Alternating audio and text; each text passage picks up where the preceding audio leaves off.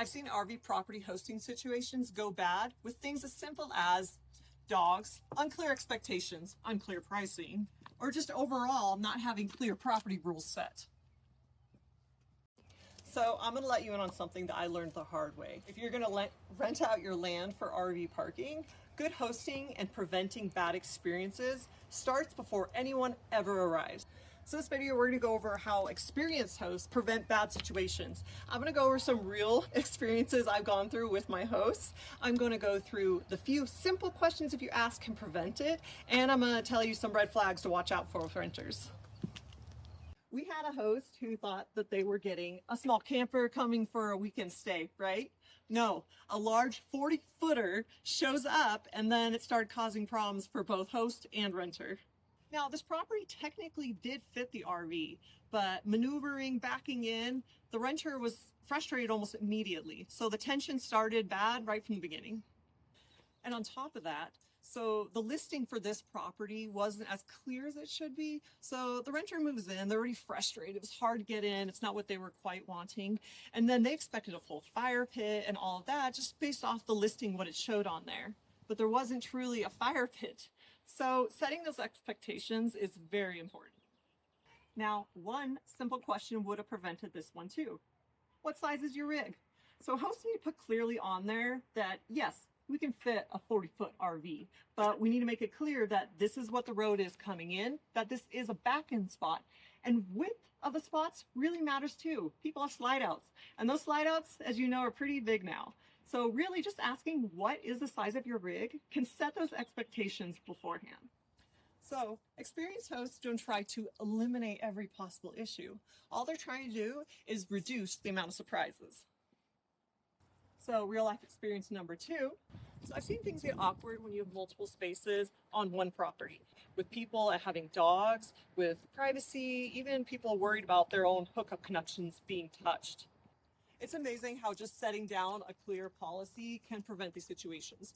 We found if you put down the quiet hours, what it means to respect your neighbor's property, like not going into their area, setting down pet policy if you allow pets, and even it's really important to say what they should do if any issues arise between neighbors. Don't have them talk to each other, have them directly come to you, so the best form of contact to get to you. Situations like this is why it's great to have a platform that makes those policies very clear. The renters have to agree to them beforehand, and expectations are set and documented. So most hosts, of course, don't mind having people being on their property. What they mind is just being respected on it. So this next real life story, number 3, is similar to the last one. So expectations weren't clear what the property rules were. So in this one, there was actually a renter messing with gates and going around areas that maybe they shouldn't be. They didn't necessarily do anything wrong, but it wasn't clear up front that these things mattered to the host. So again, it's really important to put it down in writing that this is what's okay and this is what's not. So lesson learned, this one, the one simple question is, have you read the check-in instructions? So similar to the last one, you want it written down and confirmed that they saw and agreed to it.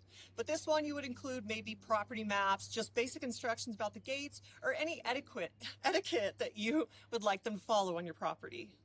All right, real life experience number 4. Now this one came down to pricing. So again, expectations are everything. Now the problem I have with this one is the renter that wanted to stay was talking to the property owner months beforehand until summer rates happened.